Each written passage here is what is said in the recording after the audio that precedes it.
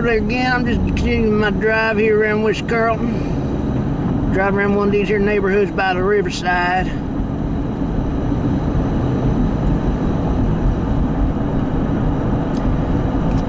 Doing some thinking. Think about everything that's going on here with this COVID-19, coronavirus era that we're in, situation.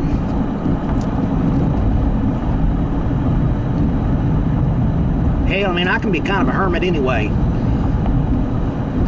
But, I mean, all this is going on right now, lockdowns, and quarantines, and social distancing and all that, it's just, I gotta admit,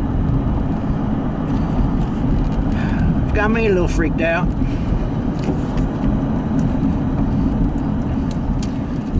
Let this person pass. Since I'm just taking me here a very leisurely drive.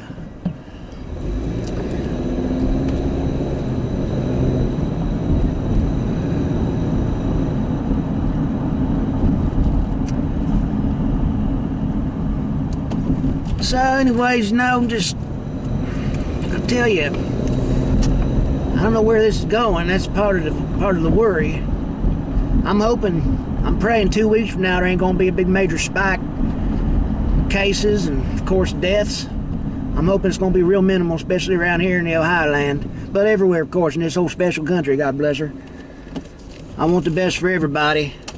I don't want anybody to suffer under this. Since this is happening, I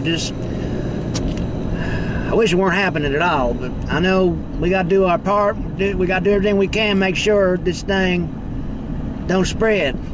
I know a lot of people think too big of a deal's been made out of this, and I'm going to tell you, I thought the same thing at first. I did. I thought, oh, here we go again. Seems like during election year, something like this happens. We get some big scare, you know, some kind of distraction. But I don't know, folks. This seems, there's something different about this I never experienced before. And it's got me really creeped out. It's got me spooked. I'm gonna be honest with you.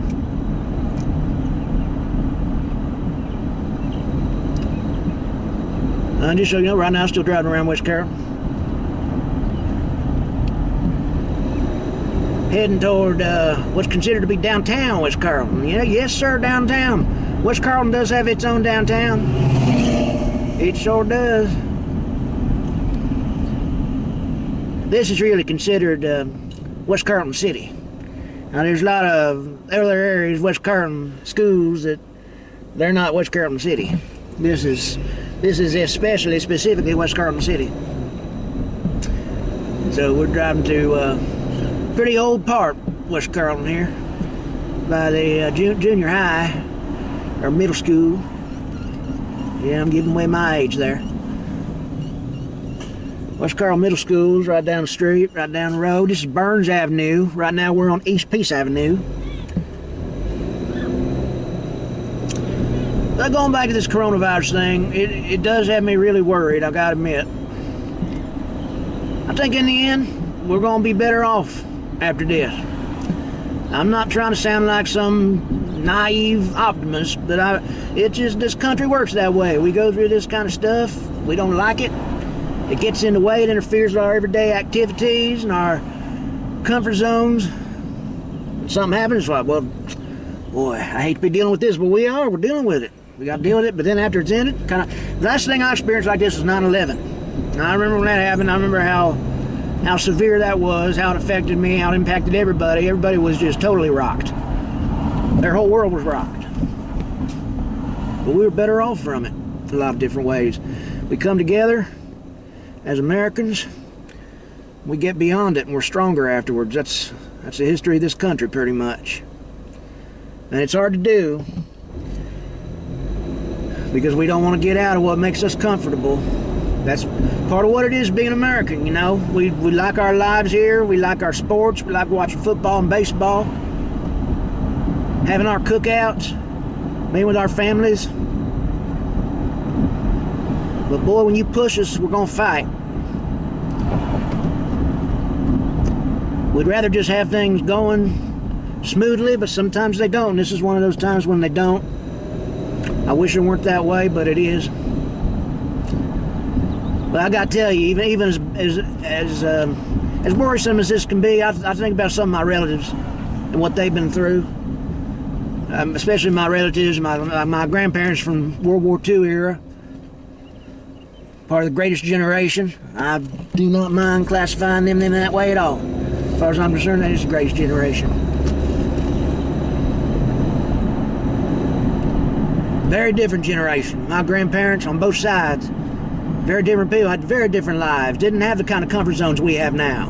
So when I'm talking about comfort zones, being comfortable, daily activities, we do things today my grandparents didn't even get to do because they were too busy working, trying to support their families, going through the Great Depression, that kind of thing. We may have to go through another one of those. I don't know. I hope not. I've heard people talking about this is at the very least going to lead to a recession. I hope it don't lead to a depression, but it very well might. But anyway, my grandparents had to deal with that. Not only the Depression, but also World War II.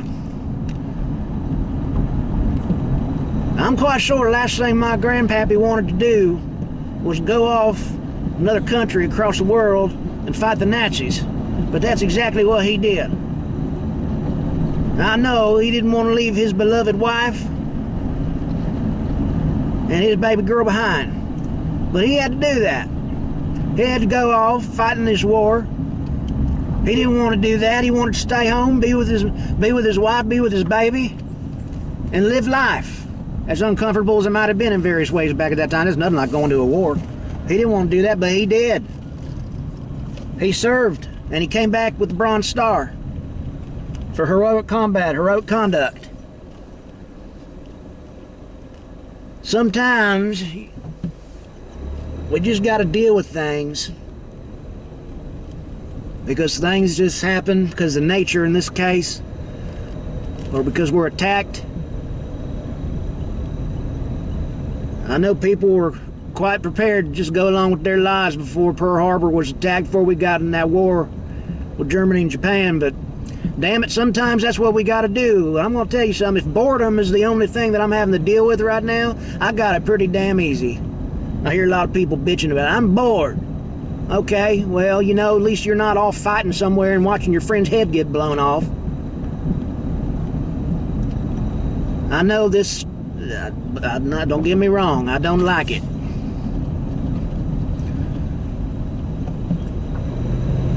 But sometimes we just got to do what we got to do. Things happen, we got to deal with it, we got to do what we can do to fight it.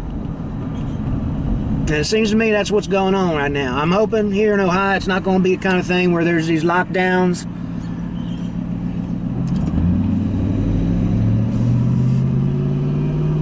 But if that's what has to be done in order to save lives, then I'm all for it. And I firmly believe that's why they're doing what they're doing.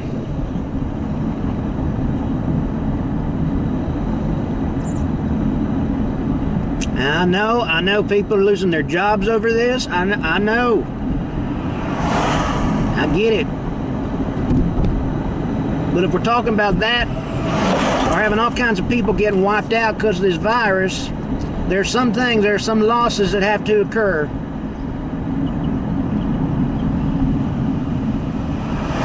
I know, I gotta admit, I haven't lost my job, so, but I have been out of work before, for various reasons, so I know what that's like. I know what it's like to have to do whatever you can to get by. And we will get by.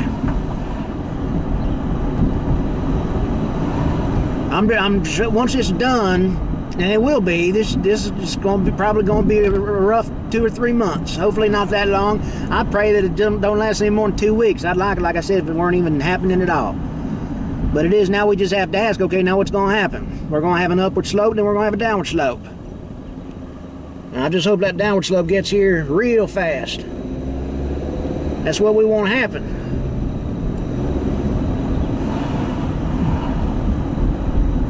And we don't want a big spike. And as far as I can see, D-Wine's doing everything he can, make sure that spike don't go up as far as it would go otherwise. As they're saying so much today, we want to flatten that curve. Anyways, I'm venting here, I admit it, but now is the time to vent. I think this is a good time for that. We need to do that. People do need to express themselves, get their feelings out. This is a time of strong emotion. So that's pretty much what I'm doing. And for anybody that's listening, watching this video, I hope you're staying well. I hope you stay well. Stay healthy. That's it for now.